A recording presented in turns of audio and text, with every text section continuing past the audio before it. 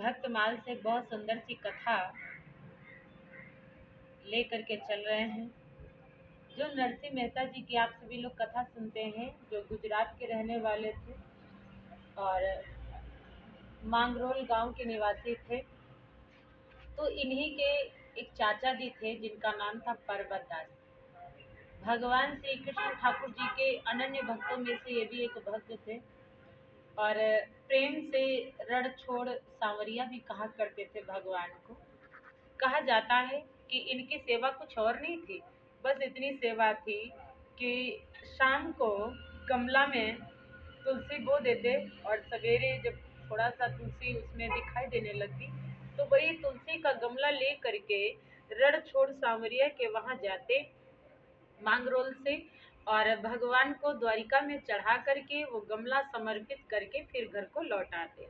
दिन भर रास्ता में लग जाता, ठाकुर जी की सेवा में लग जाता, शाम को घर आते और विश्राम करते और फिर सवेरे वही नित्य कार्य अपना चलता रहता। धीरे धीरे 65 वर्ष की अवस्था हो गई। जब पर्वत दास जी की 65 वर्ष की अवस्था हो गई तो ज्वर भी आने लगा, तबीयत खराब रहने लगी। घर वालों ने, गांव वालों ने खूब समझाया कि अब तुम्हारी उम्र नहीं है वहां जाने की, द्वारिका जाने की, रण छोड़ सेठ के दर्शन करने की। लेकिन ये किसी का कहना कहाँ मानते। ये तो प्रतिदिन भगवान के दर्शन के इच्छुक आदमी वही जाकर गमला समर्पित करते और तो कुछ इनके पास में अर्पित करने के लिए था नहीं, बस वही गमला लेकर के जाते और रण छोड़ सांवरिया को दे करके, सेठ को दे करके भगवान को समर्पित करके आ जाते। जब धीरे धीरे थोड़ी सी अवस्था और इनकी ढली तो एक दिन वही गमला लेकर के जा रहे थे, रास्ते में अचानक से ठोकर लगी और गमला लेकर के गिर गए। जब गमला लेकर के गिर गए तो तभी इनको थोड़ी सी बेहोशी की हालत हो जाती। जब बेहोशी की हालत हो गई, नेत्र बंद हो गए, तो तुरंत भगवान के दर्शन हो गए।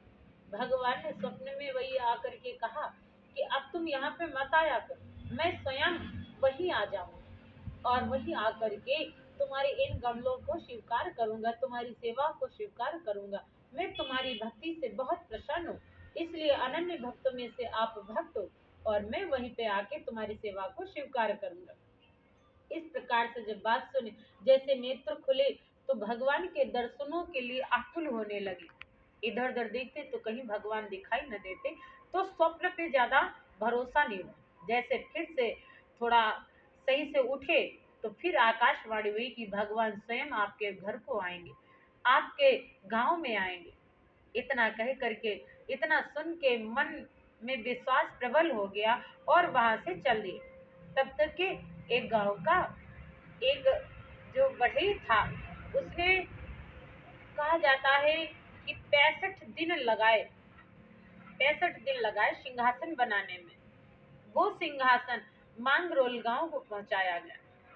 आज कुछ समय के बाद भगवान की भविष्यवाणी ठीक होते हुए दिखाई दी। कहा जाता है कि तुलसी के वृक्ष में पानी जो था अपने आप ही बढ़ने लगा।